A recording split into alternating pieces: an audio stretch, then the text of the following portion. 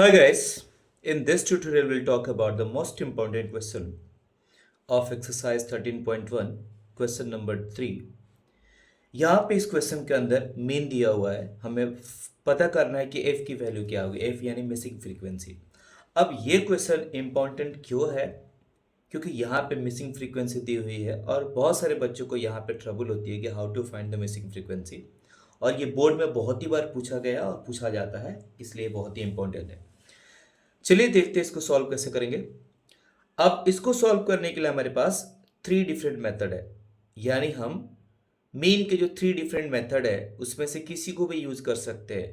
जो three different method है वो हमारा है डायरेक्ट मीन मेथड, दूसरा जो हमारा मेथड है that is assumed mean method, और जो थर्ड जो मेथड है स्टेप डेविएशन मेथड। तो इस क्वेश्चन को सॉल्व करने के लिए मैं थर्ड मेथड यूज करूंगा। अब थर्ड मेथड ही क्यों? क्योंकि थर्ड मेथड आसान होता है, कैलकुलेशन हमें आसानी से मिल जाता है compare then the rest of the two methods. So let us see that. यहाँ पे एक्स आई निकालेंगे। एक्स आई कैसे निकलेगा? तो एक्स आई निकालने के लिए हमारे पास जो फॉर्मूला होता है वो होता है lower limit plus upper limit divided by 2, यानी 11 प्लस 13 ये हो जाएगा 24। 24 को 2 से डिवाइड करेंगे वो हो जाएगा हमारा 12। अब यहाँ पे ध्यान दीजिए, 13 में से 11 जाएगा 2, 15 में से 13 जाएगा 2, 17 माइनस 15 2, यानी सभी जगह जो क्लास लेंथ है सेम सेम है। तो इसके लिए ट्रिक ये है कि जो क्लास लेंथ है उसको ऐड करते जाइए तो हमारा एक्स आई निकल जाएगा।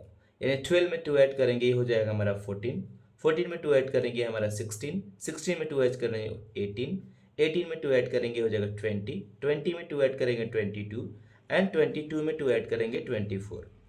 ध्यान रहे ये तभी हम ये ट्रिक अप्लाई करेंगे जब क्लास लेंथ सेम हो और कंटिन्यूअस क्लास हो। कंटिन्यूअस क्लास का मतलब ये हुआ कि देखिए यहाँ पे नोटिस कीजिए, इसका अपर लिमिट फर्स्ट वाले का सेकंड वाले का लोअर लिमिट है, उसी तरह सेकंड वाले का अपर लिमिट थर्ड वाले का लोअर लिमिट है। ये सभी जगह ऐसा होगा, दैट मीन्स ये कंटिन्यूअस क्लास है और क्लास लेंथ सभी जगह सेम है। देखिए 25 में से 23 जाएगा 2, 23 में से 21 जाएगा 2, यानी सभी जगह आप माइनस करेंगे अपर में से लोअर को तो वो 2 वैल्यू आ जाएगा, that means it is same. तो उस केस में हम एक एक्स आई की वैल्यू निकाल लेंगे और निकालने के बाद हम सेकेंड थर्ड में 2 ऐड करते जाएंगे तो हमारा वो नेक्स्ट मिलते चला जाएगा। अब हम निकालेंगे ए क्या होता है? Middle value of the X I, यानी अब ध्यान दीजिए ए 18 जो है मिड में है इसलिए हम इसको ए मान लेते हैं। अब मैं एक ट्रिक अप्लाई करूंगा, ए के सामने जो वैल्यू है उसको हम जीरो रख देंगे और जीरो के नीचे आएंगे तो ये हो जाएगा 1 2 3। आप चाहो तो इस फॉर्मूला का यूज़ कर सकते हैं, बट मैं आपको सजेस्ट करूंगा कि अगर क्लास लेंथ सेम है, कंटिन्यूअस क्लास है, तो ये मेथड को अप्लाई कीजिए, जल्दी से आपकी प्रॉब्लम सॉल्व हो जाएगा बिना मिस्टेक का। अब ऊपर जाएंगे तो ये हो जाएगा -1 -2 -3। अगर आप चाहो तो इस फॉर्मूला का भी यूज़ करके निकालोगे तो हमारा आंसर भी सेम आएगा। चलिए चेक कर लेते हैं। यहाँ पे एक साइड देखिए 12 है, 12 में से ए जाएगा यानी 80 जाएगा वो हो जाएगा -6, -6 को डिवाइड करेंगे एच यानी 2, यानी क्लास लेंथ 15 में से 13 जाएगा 2, तो -6 को अगर हम डिवाइड करेंगे 2 से हो जाएगा -3। उसी तरह आप यहाँ पे भी अगर निकालेंगे 14 में से -18 जाएगा वो हो जाएगा -4, -4 को 2 से डिवाइड करेंगे वो हो जाएगा -2, यानी सेम ही आएगा। तो मैं आपको बोलूँगा कि ये इजी टेक्निक यूज़ कीजिए। अब क्या करेंगे हम एफ आई यू आई निकालेंगे, यानी एफ आई को यू आई से मल्टीप्लाई करेंगे। 7 मल्टीप्लाई 3 ये हो जाएगा -21, 6 multiply -2 that will be 12, 9 multiply -1 -9, 13 multiply 0 0, f multiply 1 f, 5 multiply 2 10, 4 multiply 3 12। अब हम यहाँ पे निकालेंगे सिग्मा एफ आई। अब सिग्मा एफ आई क्या होता है? तो सिग्मा एफ आई जो होता है ये सम ऑफ फ्रीक्वेंसी होता है, तो इसको ऐड कर लेते हैं।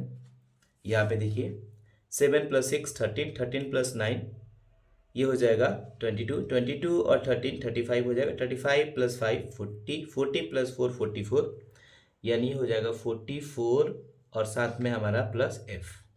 ठीक है, उसी तरह हम निकालेंगे सिग्मा एफ आई यू आई, यानी ये जो कॉलम का जो ऐड आएगा वो हमारा हो जाएगा सिग्मा एफ आई यू आई। कैसे निकालेंगे देखिए, ट्रिक 10 + 12 ये हो जाएगा हमारा 22, यानी प्लस वाले को पहले ऐड कर दीजिए, फिर माइनस वाले को ऐड कीजिए। -9 और -21 कितना हो जाएगा, -30। -30 को -12 से ऐड करेंगे तो ये हो जाएगा -42। तो मैं यहाँ पे लिख देता हूँ। अब आपको पता है कि -40 और +22 करेंगे तो ये हो जाएगा -20 और साथ में प्लस एफ लगा देंगे, यानी हमारा sigma F I U I की वैल्यू आ गया -20 प्लस एफ और सिग्मा एफ आई की वैल्यू होगा 44 प्लस एफ। अब हम फॉर्मूला अप्लाई करेंगे। स्टेप डिवीजन का जो फॉर्मूला होता है मीन निकालने का, वो ये होता है हमारा A plus sigma F I U I divided by sigma F I into H. चलिए वैल्यू रख देते हैं।